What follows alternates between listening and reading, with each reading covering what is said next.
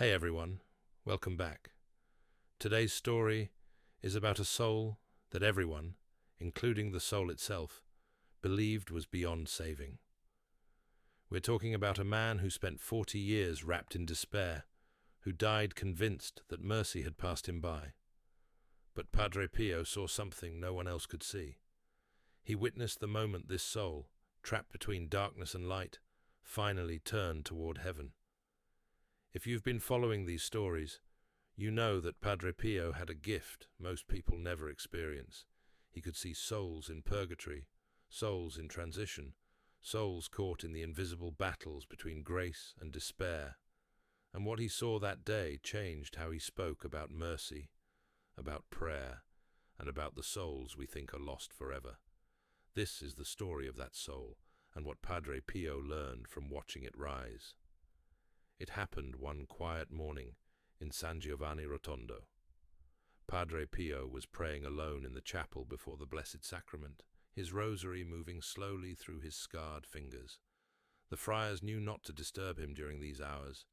He often said his deepest encounters with heaven came in silence when the world was still asleep. But that morning, something changed. One of the friars entered the chapel to prepare for morning mass, and immediately noticed Padre Pio's posture had shifted. His face had grown pale, his hands trembled slightly, and his eyes filled with tears. He wasn't looking at the tabernacle anymore. He was staring into an empty corner of the chapel, as if someone invisible was standing there. The friar approached him carefully and whispered, "Father, are you all right?" Padre Pio didn't answer immediately. His lips moved without sound, his gaze fixed on that corner. Finally, he turned to the friar, his voice barely audible. "A soul," he said, "caught between despair and light." The friar looked where Padre Pio was looking, but saw nothing. He asked gently, "What does the soul look like, Father?" Padre Pio's answer was strange and beautiful, like a shadow trying to become flame. The friar later recalled that Padre Pio seemed both sorrowful and hopeful at the same time, as if he were watching a battle whose outcome was not yet decided. The friar asked if the soul was in purgatory. Padre Pio shook his head slowly. "Not yet," he said, "still deciding." That phrase confused the friar. How could a soul after death still be deciding? Padre Pio explained quietly, as if speaking to the soul itself, "Despair is not a place. It is a choice the soul makes over and over." He paused, his eyes never leaving the corner. "This one has been choosing despair for a very long time." The friar asked him to explain. What Padre Pio said next revealed the soul's long, painful journey. He said the soul had carried despair for over 40 years. It began with loss, the kind that breaks a person if they let it. The man had suffered deeply, family tragedy, betrayal, illness that never healed. Each blow pushed him further inward, and instead of turning to God, he turned away. Bitterness took root, then bitterness became anger. Then anger hardened into something worse, a cold refusal to hope. Padre Pio explained it gently, as if he felt the man's pain even now. "Despair is not the same as sorrow," he said. "Sorrow reaches for God, even when it doesn't know how. Despair turns its back and walks into darkness on purpose." The man had refused confession for decades. He pushed away anyone who tried to pray for him. When people offered help, he saw it as pity, and pity felt like an insult. He built walls around his heart until no light could enter. By the time death came, he was alone, convinced that even if God existed, mercy was not for him. Padre Pio said the man died without reconciliation, his final words bitter and defiant. The friars listening to this story felt a heaviness in the room. One of them asked, "Father, if he died like that, how can there be hope?" Padre Pio looked back at the corner where the soul stood invisibly. His voice softened, because someone never stopped praying for him. That single sentence changed everything. The friars leaned closer. Padre Pio continued, his words slow and deliberate. He said that even when the man refused every offer of grace in life, even when he closed every door, there was one person who kept knocking, a daughter. She had watched her father grow cold and distant. She had tried to reach him and failed, but she never stopped praying. Padre Pio said this hidden prayer became the very thread heaven used to pull him back. But first, the soul had to face what despair had done to him. Padre Pio explained it this way. Despair is like a room with no windows. You can hear voices outside, you can sense light beyond the walls, but you cannot move toward them. The soul becomes paralyzed, not by punishment, but by its own refusal to believe it deserves rescue. After death, this man found himself in that kind of darkness. It wasn't the fire of hell, and it wasn't the purifying flame of purgatory. It was emptiness, a void where nothing grew, nothing changed, nothing moved. He could hear distant voices calling his name, but they sounded like echoes from another world. He couldn't reach them because he didn't believe he was allowed to. Padre Pio said, "Despair convinces the soul it doesn't deserve light. That lie becomes a chain." He explained the difference carefully. Souls in purgatory suffer, yes, but they suffer with hope. They know they are being prepared for heaven. They endure the purifying fire because they trust what waits on the other side. But a soul trapped in despair refuses even that hope. It sits in the darkness and says, "This is all I deserve." The man's soul had been in that state for some time. Padre Pio didn't say how long, only that time feels different there, stretched and heavy. Every moment felt like an eternity of loneliness. But then something broke through. A memory surfaced. Not a memory of his bitterness or his pain, but something older, something buried beneath all those years of refusal. A voice, gentle, familiar, calling his name. Padre Pio saw it happen. His daughter's voice, he said, calling his name in prayer. The soul heard her. For the first time since death, he felt something other than emptiness. He felt loved, and that feeling, small as it was, cracked the walls of despair just enough to let in a sliver of light. Padre Pio said the soul hesitated. Even then, despair whispered, "You don't deserve this." But the daughter's prayer was stronger. Padre Pio taught the friars about hope that morning, and his words stayed with them for years. He said, "Hope is the first crack of light in a sealed room." The daughter had prayed a rosary for her father every single day for 20 years. She didn't know if he was in heaven, purgatory, or lost entirely. She simply prayed. Morning after morning, decade after decade, she whispered his name to Our Lady and asked for mercy. She thought her prayers were doing nothing. She felt them disappear into silence. But Padre Pio said each prayer was building something the soul couldn't see yet. A staircase, he called it. Every Hail Mary, every Our Father, every sorrowful mystery offered for him became another step. The man didn't know the staircase existed. He was too trapped in his own darkness to look up. But it was there, waiting. Padre Pio explained, God never forces a soul into heaven, but he places every possible mercy in its path. When the soul heard his daughter's voice in prayer, something shifted. He recognized it. He remembered her as a child, the way she used to call him when she needed him. Now she was calling him again, but this time from a place of light he thought he'd lost forever. And for the first time in decades, he felt loved. That feeling was the opposite of despair. Despair says you are alone, forgotten, unworthy of being remembered. Love says you never were. Someone held you in their heart, even when you pushed them away. Someone prayed when you refused to pray. Someone believed in your salvation when you had given up on yourself. Padre Pio said the soul took one step toward the voice, and then another. That was the moment everything changed. Padre Pio later described what he saw in that moment, and the friars said his face looked like he was watching something almost too beautiful to bear. He saw the soul turn toward his daughter's voice.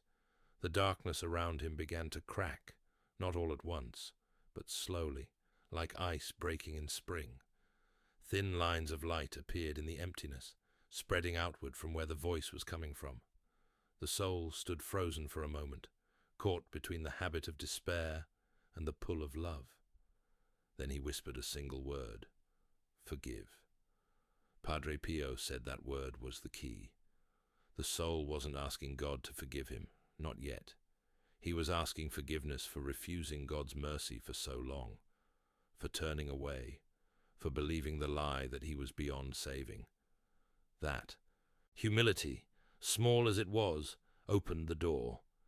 Despair cannot survive true humility, Padre Pio said. The moment the soul spoke that word, light poured in.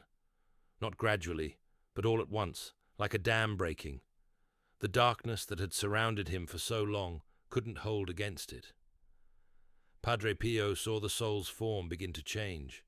He had looked like a shadow, thin and colorless, barely holding shape. Now he began to brighten, like coals starting to glow when you blow on them gently. The soul wasn't in heaven yet. Padre Pio was clear about that. But he was no longer trapped in despair. He had chosen something. He had chosen to turn toward the light, to accept the hand reaching for him, to believe, even just barely, that he might be worth saving after all. Padre Pio said the soul was not yet in heaven, but it was no longer in despair. It had chosen purgatory, chosen purification, over emptiness. That distinction mattered. Purgatory is not punishment. It is preparation. It is the place where souls who have said yes to God are made ready to stand in his presence. And this soul, after 40 years of saying no, had finally said yes. Padre Pio said the soul's journey was just beginning. What he saw next brought him to tears. Padre Pio watched as the soul began to rise. He described it like watching a spark float upward through mist, slow at first, then steadier. The soul moved through the purifying fire of purgatory, and Padre Pio said it was not punishment, but washing. The flames didn't destroy, they cleansed. As the soul ascended, Padre Pio saw others there, souls in purgatory reaching out to welcome him, extending their hands as if to say, "We understand. We've been where you are." He said it was one of the most beautiful things he ever witnessed, the way souls help one another, even in their own purification. Souls in purgatory help one another, Padre Pio explained later. They are a communion, not a prison. But then Padre Pio saw something that made him weep. He saw the network of prayers that had surrounded this soul without him ever knowing. Yes, the daughters' rosaries were there, 20 years of faithful intercession forming a golden thread. But there were others. A grandmother, who had died decades earlier, had prayed for her son every day of her life. Those prayers were still active, still reaching him. There was also a stranger's Hail Mary, offered years ago for souls who have no one, and that prayer had found him. The soul was being lifted by a web of love he never knew existed. Every prayer, every sacrifice, every small act of mercy offered on his behalf had been kept by heaven, waiting for the moment he would be ready to receive them. Padre Pio said the soul looked up and saw all of it at once, the countless unseen hands that had been reaching for him, pulling him toward light, even when he pushed away. The realization broke him. He wept with gratitude and grief, grateful for the love, grieving that he had refused it for so long. Then Padre Pio saw Our Lady. She walked ahead of the soul holding a lantern, not carrying him, but guiding him, showing him the way. The soul followed her step by step, through the final purifying flame and into the light beyond. Padre Pio heard the words clearly, as if spoken directly to him. "Welcome home." When Padre Pio opened his eyes, his face was wet with tears. The friars asked him what he had seen. What he told them became one of his most important teachings. Padre Pio sat with the friars and spoke quietly. His voice was steady, but you could hear the emotion still lingering in it. He explained what the vision meant, not just for that one soul, but for all of us. No soul is ever truly alone, he said, even when they believe they are. He taught them about the hidden intercessors, the prayers we never know about. Many souls are saved, he said, by prayers they never knew existed. The daughter had prayed her rosary for 20 years, never seeing any sign that it mattered. She thought her prayers disappeared into silence. But Padre Pio said they were building something invisible and unbreakable, a staircase her father couldn't see until the moment he needed it most. Pray for the souls who have given up on themselves, Padre Pio said. They need it most. Then he explained something that surprised the friars. The soul he had just seen enter heaven was now interceding for his daughter and her entire family. The man who had refused every prayer in life was now praying constantly for those who had prayed for him. Padre Pio called it an eternal exchange. Gratitude is a river that flows forever. The saved soul remembered every rosary, every Hail Mary, every tear his daughter had shed for him, and now that he stood in the presence of God, his entire existence was gratitude. He spent his eternity interceding for the people who had loved him when he refused to be loved. Padre Pio urged the friars to pray daily for despairing souls, especially those who died in bitterness, in refusal, in self-hatred. He said those souls are trapped not by God's judgment, but by their own belief that they are unworthy. And sometimes, he said, one single prayer is enough to break that belief. One of the friars asked, "Father, how can we know if our prayers are heard?" Padre Pio's answer became famous. He said, "Every prayer is heard, but heaven's timing is not ours." Padre Pio explained that some souls are saved by prayers offered 50 years before their death. Some are saved by prayers offered 50 years after. God holds every prayer like a seed, waiting for the right soil, the right season, the right moment to let it grow. We cannot see the harvest, but that doesn't mean it isn't coming. He taught that despair is the enemy's last trap. If the enemy can convince a soul that it's too late, that mercy has run out, that forgiveness is impossible, then he wins. But Padre Pio insisted that mercy is always stronger than despair. Even at the last breath, he said, even beyond death. He urged the friars to pray constantly for souls trapped in despair, especially those who refused help in life, who pushed away every hand reaching for them, who died bitter and alone. He said those souls are not lost. They are waiting for one prayer strong enough to break through the lie they've been telling themselves. Padre Pio himself spent his final years doing exactly that. The friars said he prayed for despairing souls more than anything else. He called it his most important work.